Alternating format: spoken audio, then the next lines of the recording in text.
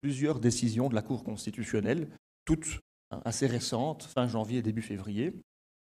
Et il ressort de ces décisions, ce sont des textes qui font une vingtaine de pages, donc je les résume très fort, que l'introduction du CST peut, pour les personnes qui n'en disposent pas, avoir pour conséquence que l'accès à certaines activités qu'elles perçoivent comme agréables, indiquées ou utiles est impossible temporairement, oui, donc il y a bien un ennui qui est créé pour ceux qui n'ont pas le CST, la Cour le confirme. Toutefois, les préjudices invoqués par les parties n'ont pas un effet tel qu'ils puissent être considérés comme des préjudices graves. Or, dans le cadre des recours qui avaient été introduits, je ne peux pas expliquer toutes les considérations techniques, s'il n'y a pas de préjudice considéré comme grave, les recours sont rejetés. Et donc la Cour constitutionnelle n'a pas donné raison à ceux qui l'avaient saisi.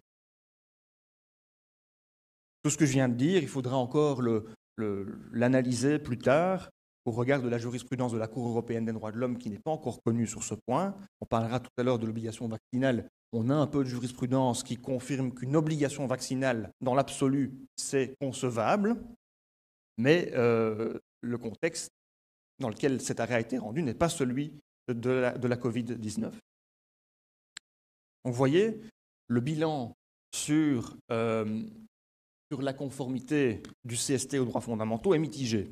D'un côté, on constate très pragmatiquement que les personnes qui ont introduit des recours devant la justice n'ont pas eu un grand succès, parfois en instance, mais quand il y a eu des appels, ça a été réformé. Donc, ce n'est pas très encourageant de ce point de vue-là pour ceux qui ont voulu lutter juridiquement contre le CST. Mais d'autre part, on voit que certains juges, et même cela en cour d'appel, se sont montrés très critiques et ont averti les autorités. Et ces avertissements, je pense, restent pertinents aujourd'hui, ils le sont même a fortiori aujourd'hui.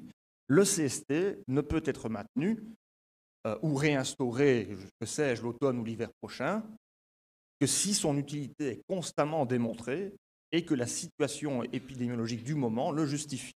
Abonnez-vous à la chaîne et à la prochaine. La cloche, tout ça.